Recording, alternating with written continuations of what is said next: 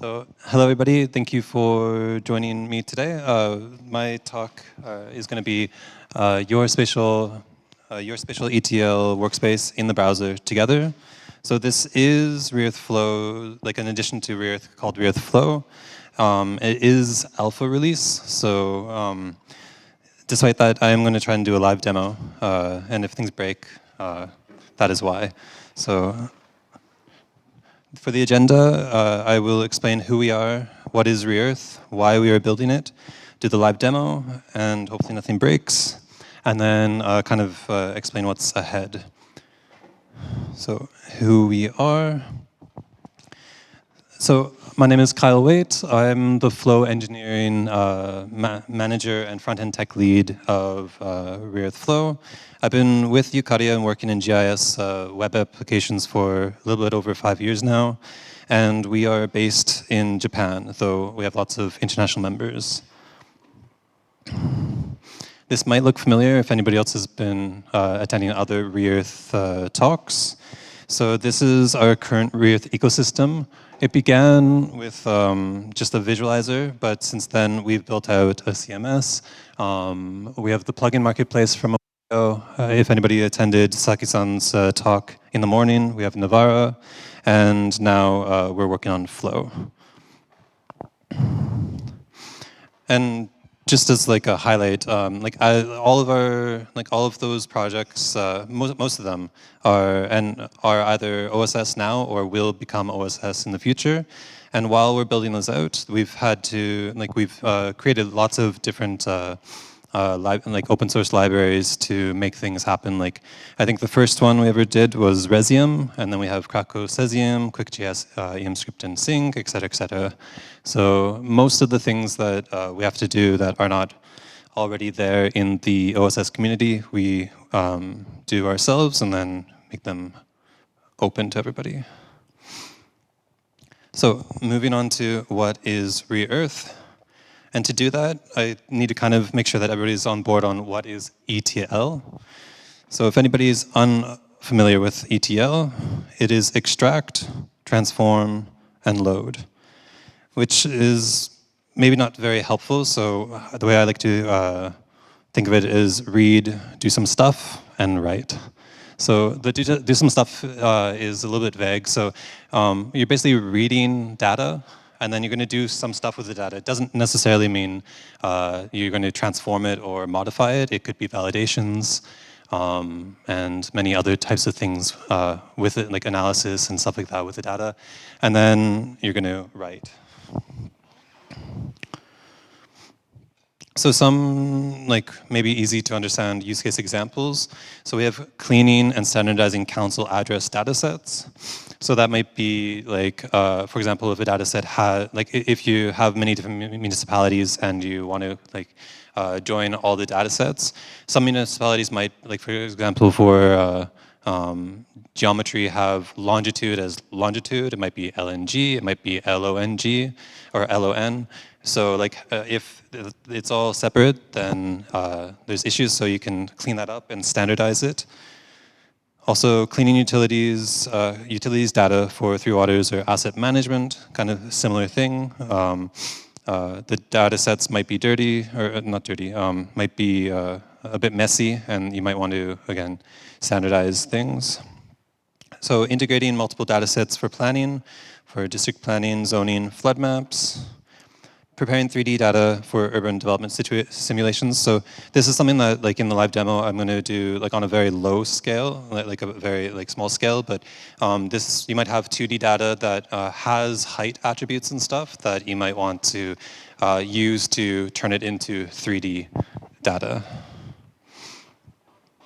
So with that out of the way, what is Reearth Flow? It is essentially a collaborative ETL platform. So it's powerful cloud-based ETL engine, which means that you can process 2D geometry, 3D geometry. Also, if you have OBJ files that have 3D models, you can do, at the moment, modest changes, but in the future, you'll be able to do quite a bit with them. It's all in, hopefully, an easy-to-use UI. And then kind of a key point about Reearth Flow compared to other platforms is that it does have collaborative capabilities. So if anybody in the audience uses FME, you might work in a team, but separately. And if you're making a very big workflow, it can be hard to collaborate. And like at best, I think other platforms have like kind of like a Git merge kind of situation where like when you guys are ready, you have to deal with like double, triple checking that things are, you're not going to delete something that you shouldn't be deleting. Whereas with this, at the same time, just like FME, not FME, just like Figma or Notion, you can simultaneously be working on the same workflow. And then also, of course, we allow automating these workflows once they are like how you expect them to be. Some other standout features, we have a debug preview, which allows you to, at any stage of the workflow after you've run a debug run, be able to see data at each point to verify whether or not what you had hoped would happen actually would happen.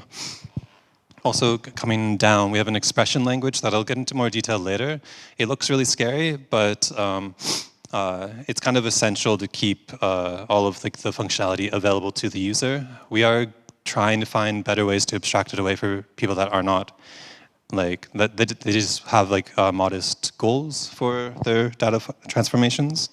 But for now, it's, yeah, I will go into a couple ways how we are trying to abstract it, but you still have to look at this syntax. At the very bottom is logging. So this is a point that still needs refinement, but we've come a long way with being able to show kind of user-facing logging, so that the user can know if something's successful, know kind of like what's going on. I still feel like it has a lot of work to be done, but at least you can kind of see what's going on. And then over to the right, reusable workflow variables. So again, if anybody's used FME or other similar tools, you're able, like this allows you to set global variables that you can use throughout your workflow. So if you have a URL or like a specification that you want across the board, but like you just want to define in one place, this is your place to do it. And then the automation. So this is the screen for making automations, which we call triggers. So you can add a description, you can choose the deployment of your workflow that you want, and then you can choose event source. At the moment, we only support time-driven and API-driven. So time-driven, of course, is like if you want it hourly run, if you want it weekly, daily, etc. And then the API-driven is if you have your own website or backend that you want to like if you have a website that you want somebody to be able to like through your UI, click a button and run the workflow, then that is fully possible if you have the API key. And again, just to kind of like point out, we are relying heavily on open source technologies. Some standouts are React Flow, which is kind of, in my mind, the go-to library for, like, if you want to do a node-based editor. It just works really well. They have great documentation, and I highly recommend it. Also, Yjs is the go-to for like front-end handling of the collaborative editing component. And then, of course, Cesium, MapLibra, 3JS, we're using for visualization. So Cesium will be used for 3D visualization, MapLibra for the 2D, and then 3JS for anything that's like non-geospatial, so like OBJ files or things like that. And then TanStack, I just wanted to also kind of pull out because they're kind of an OSS suite of libraries that we've been able to rely on heavily for a lot of what we're doing. So moving on to why we are building it. So issues with the current apps. So pain points with traditional ETL tools like FME, QGIS, QGIS's processing models, etc., is of course that those are all desktop applications, which means that you need to, of course, download it, install it. You need to make sure that your computer can run it all, and you have to deal with the file, like setting up file directories and stuff, and in some cases, licensing, which can be both costly and can be time consuming. Also, I kind of already mentioned it, it's kind of hard to collaborate. I'm not a QGIS user, but I don't think there's any way to really collaborate with that. And FME, again, is a platform that you kind of work on the same workspace separately. And then, again, there's like a Git kind of interface that you can merge things together. But if anybody's ever used Git before, there is a chance that like you might delete something that you shouldn't have, that the other person had worked hard on. And then also scaling to large data sets can be difficult. So why the web?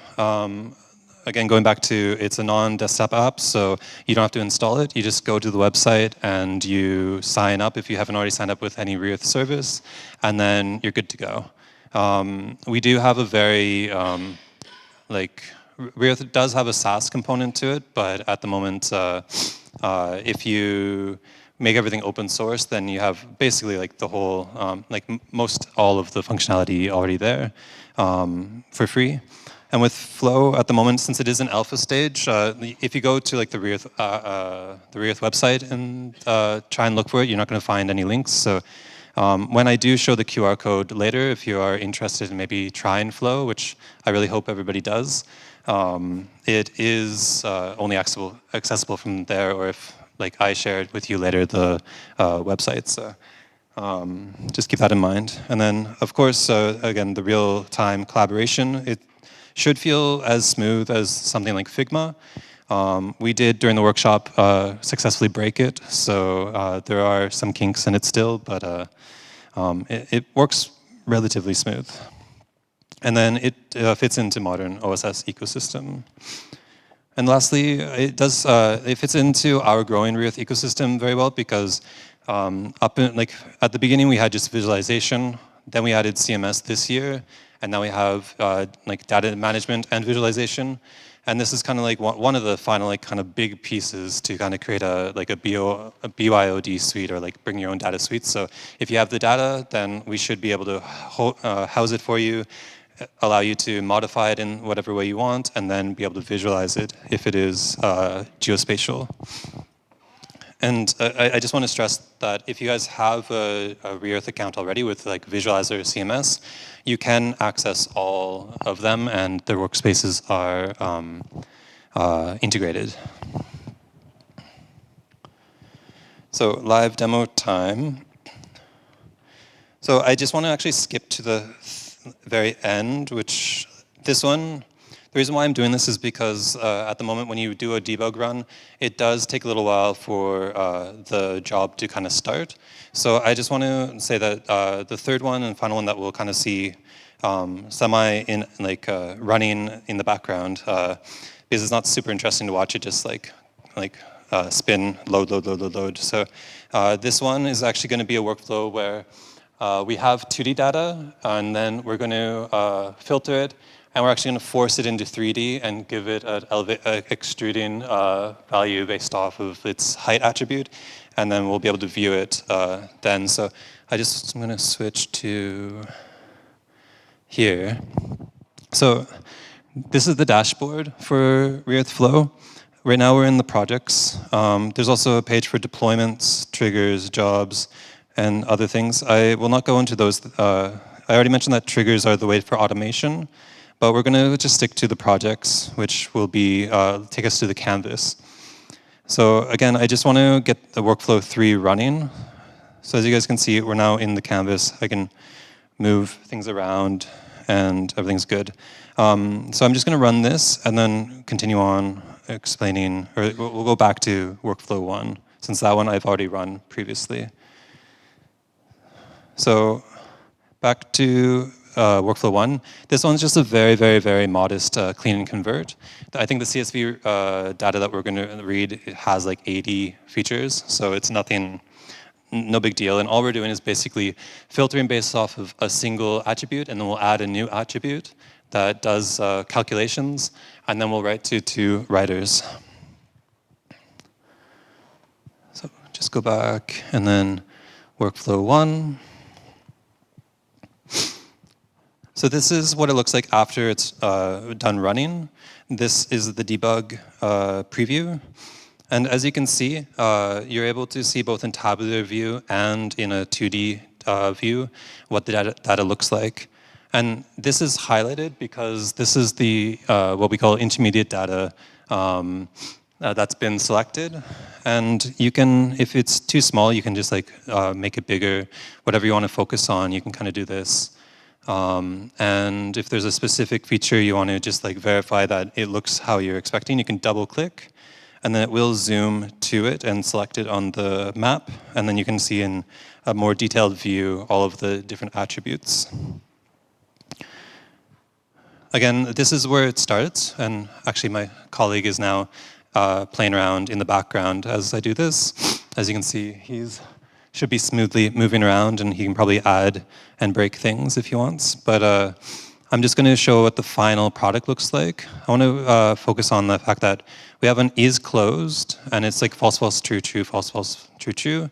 And if we look at the final data after the filtering and the attribute managing, we can now see if we, especially if we go into detail view, we can see that is closed, or I guess we have a new attribute called high rated, and that's false. And what we'd actually done is in the attribute manager, we have the, again, a little bit scary syntax, but what we're doing is we're checking if like an attribute rating is greater than or equal than 4.0. And also for the filter, sorry, going backwards, but the filter is basically checking if an is closed attribute is false. And as you can see with the final data, all of the is closed is now false, false, false, false, false. So that is a little bit of collaborative editing and workflow 1. Workflow 3 is probably already done, but I'll just quickly show workflow 2 as well, really quickly.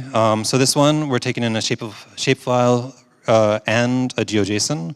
And we're going to apply a buffer to the shapefile reader. So the shapefile has a school point, and the buffer is just going to turn it into polygons with a 500 meter radius, so that we can, at the spatial filter, we'll check if it intersects.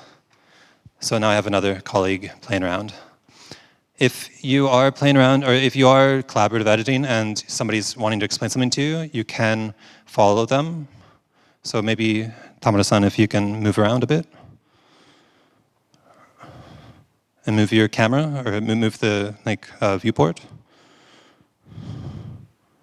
Okay, maybe I'll follow Baba-chan. So Baba-chan's camera or viewport is further out right now, and if he zooms in, I zoom in with him, and he can very easily kind of show us how that's going. And I have 2 more minutes, so I'm going to jump to the third, hopefully most interesting one. So this workflow, again, is taking 2D data and moving into, is converted into 3D data. So we ran this a moment ago, and as you can see now, it is completed. Just need to load it in. So because it's alpha, there are certain points like this, like again, the logs could leave something to be desired, and also performance can kind of slow down a bit. This one is surprisingly slow right now, perfect timing. I don't think it's because of the collaborative editing going on. I think it's just maybe luck. But typically, right now, as you can see in the bottom left corner, there are 2,000 features that are being rendered. So that's why it's taking a little bit of time. Due to performance issues on the web versus the desktop app, we do limit the amount of features that are rendered to 2,000 just to keep things under wrap. If there's no limit like that, then if the browser tries to render tens of thousands, it's not going to be a good time. So that's kind of the collaborative editing, and this is frozen perfectly, so live demo, you know. So going back to here, we've done I guess I don't really have too much time anymore to go into it, but this is the expression language, and I just want to say, like, it looks scary, but we've set up a way that it can like help you quite a bit. So it is RyScript on the hood, if anybody knows RyScript.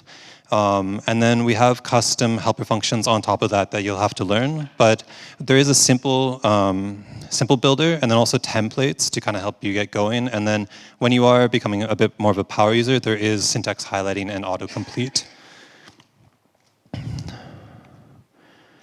And also the intermediate data is something that will probably change quite a bit, but if anybody's familiar, like if any like FME users are out there, the intermediate data is kind of like our way of being able to take in lots of different data formats, do the same thing, and like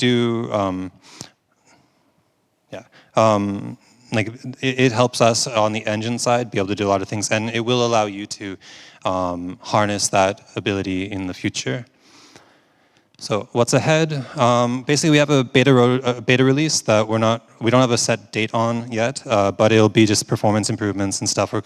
We have the foundations now. We just want to before we add anything more to it, we want to make sure that the foundations are strong.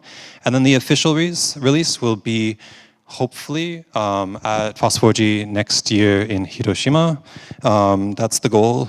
And it should have full ecosystem integration. So go to the dashboard, the React dashboard, and you'll find Flow there and all of the projects, and it'll be really accessible. And then also, of course, it'll be a performant and reliable end-to-end. If we can't get that there by next FOSS4G, maybe we'll have to push the release, but hopefully we can make that deadline. And also, functionality that's not there yet, but like hopefully we can add more modern and robust functionality, maybe AI solutions, such like that, to kind of help with the workflow creation, make it as smooth as possible. So we're looking for feedback and ideas for the community. If anybody's interested, in the very center is like a QR code to React Flow. There's no web app. Mobile application, so if you want to like screenshot this and look at it later, that's awesome. And then also Discord and GitHub if you're interested. So I'll just leave this up here and done. So thank you, everybody.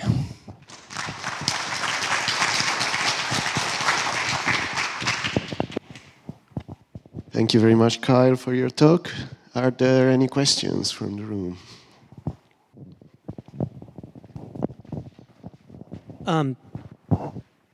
Thank you. Lovely presentation. Although I'm not a big user of FME, but one of the FME, like my team uses this. And one of the things, I'm a software engineer, so I like more written down documentation.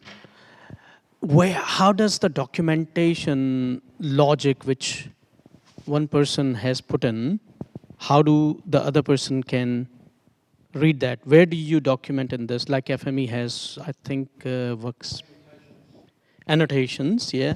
But it's a big FME workbench, and from a developer perspective, like I'm more used to code or a document. So where do you document this? And if it gets so big, how would you handle the documentation part, logic?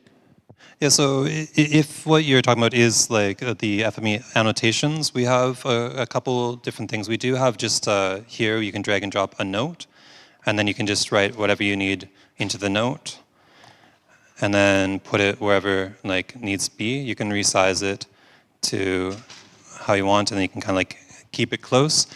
We also have group nodes, or like where you can actually place your, let me just make it a bit bigger. You can put grouped logic in and keep it like that. So maybe the combination of these two.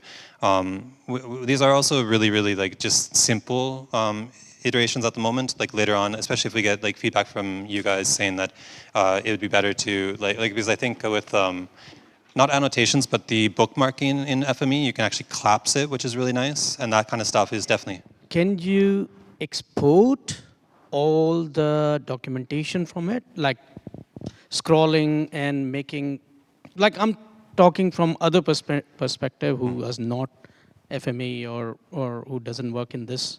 How does how do I know that I need to go from here to there to read the second documentation? Is it anywhere you can export the documentation though from?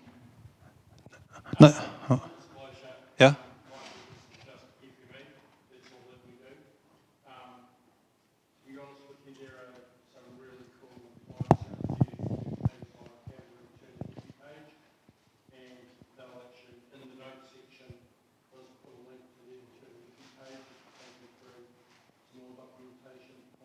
Yeah, but I'm more talking within whatever document in the.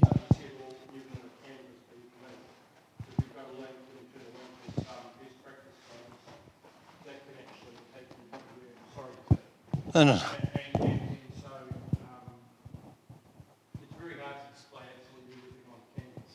Yeah.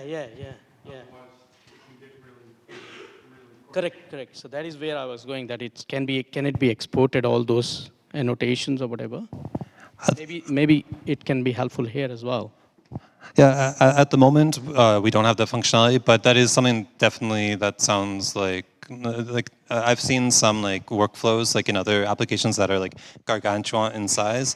So like anything that like seems like it's like would be like even like make it a little bit more accessible is definitely worth thinking about. So I'll definitely keep that in mind. Yeah, thank you. Hi there. So is this just, when I say just, this is a cloud application, it's not a desktop application? At the moment, yes, yeah. Okay, I mean, obviously we do FME, so it is competitive. We always say to our clients that you want to put FME where your data is. I mean, if your data is sitting on your desktop in your own ecosystem, you know, that's where your FME wants to be, and that's where all your software wants to be, really.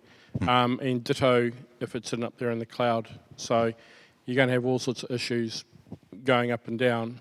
It doesn't matter what you use, FME or this or anything else. It's not impossible. Yeah, at the moment we like store all the output data and stuff like on our own servers, so that like, but you can download it if necessary. And also like with the integration with our CMS, there is definitely going to be benefits to using the whole ecosystem in this case, because if you do have it in have your data in CMS, there's like CMS integrations here that if you like click on, you can see like these are all models that are defined in items defined in the CMS that you can like directly access. So, but yeah, like as far as like local, like I'm sure a lot of people are going to ask for like being able to just use your local files and stuff, which is, as you say, is like it's hard.